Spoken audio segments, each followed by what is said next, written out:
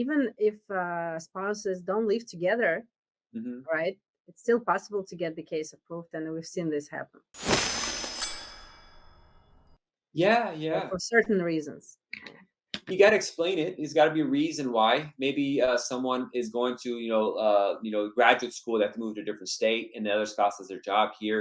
Sometimes it's cultural reasons. So we have a case right now; it's pending, where they got married, but until they have their religious marriage overseas, they can't move in together. But because of not having advanced parole and the travel bans and all this kind of stuff, and the COVID, they have to postpone the marriage, and or they can't go. So we just got to explain it, and they have to be sensitive to cultural issues and sensitive to people's financial background, so it is doable. But sometimes we have people that just say we don't want to live together, and that's when, as attorneys, we have to, in the initial consultation, judge, is this real?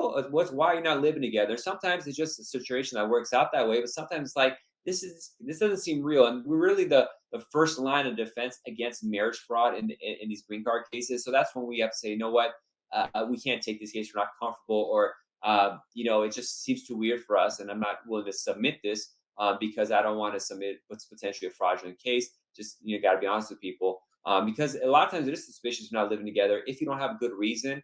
Um, and so we really have to break it down a couple. Why is it that it's like this? We've had cases where one person is living in a really small place and it's just too uncomfortable for adults to live there. But now that they're married, they're getting their finances together to then get a better place to move in, but they're looking for a good deal. And so in that case, we'll say, listen, okay, we'll submit the case with this explanation, but you got to move in together while the case is pending at least, and get that lease agreement. But we'd explain that, yeah, I have a small studio, it barely has enough place for one person. And if they're going to move in, we're going to put their stuff. Okay, that's a practical reason. But it does get suspicious, but you'll do an in-person interview. We'll talk to the officer, explain it. Maybe have photos of the house to show how small it is and how uncomfortable it would be to put them all in. So if you could explain it reasonably and hopefully back it up with documentation, it is something that's doable if you're not living together. But it is a red flag. It is a serious red flag.